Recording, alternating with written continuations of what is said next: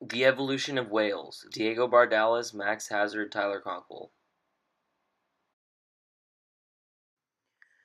Our animal group is the whale, which evolved over 20 million years from the land-dwelling Pachytaeus to a water-bound Basilosaurus, closely related to the modern whale. The species endured millions of years of evolution.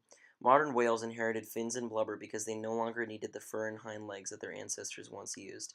The whale even has tithes that go back to mammals, like the camel, hippo, and pigs, all of them using hind legs and some form of hair for protection.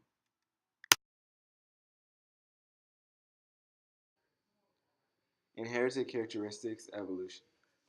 As mentioned, the most significant change that happened to the whale was the inheritance of fins instead of hind legs. Ancestors of the whale would actually hide in the water and prey on the animals who lived relatively close to the water. The prey would get close enough to the water's edge so that the whale ancestors could eat it.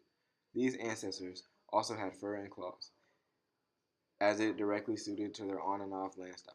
However, as time progressed, mammals became more and more accustomed to hunting in the water, so inherited fins and sleeker skin to facilitate better movement in the water.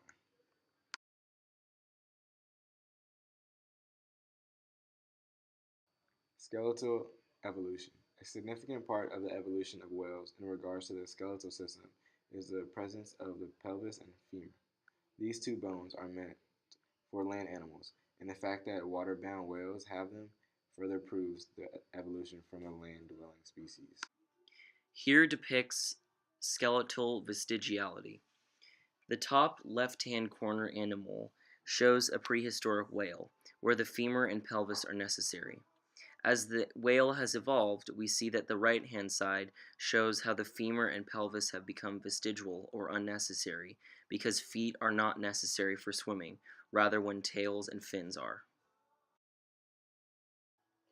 Here, geographic isolation is depicted, or when a population is separated from their original habitat. Examples of this could be when new bodies of water have formed and new land forming. However, even though whales are in the ocean, they can still be geographically isolated because their new habitats are significantly far from their original habitats. A major part of the natural selection of aquatic mammals, especially whales, is the conservation of water. Mammals need fresh water in order to survive, so they eat other animals in the sea, consisting of 33% less salt water than the ocean. The whales will then conserve the fresh water inside their food in order to survive in the ocean. The process and how they conserve the water is similar to that of camels. Through natural selection, it is evident that weaker whales that cannot kill prey in order to conserve fresh water will not survive, and the more dominant species will dominate the population through reproduction.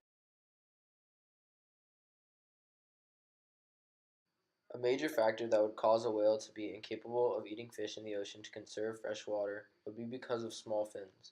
The whales that had smaller fins would die out quickly because stronger whales would eat the fish, leaving no more to be consumed. Generationally, bodies get longer and fins get larger, so that the whales can remain dominant in the aquatic animal food chain.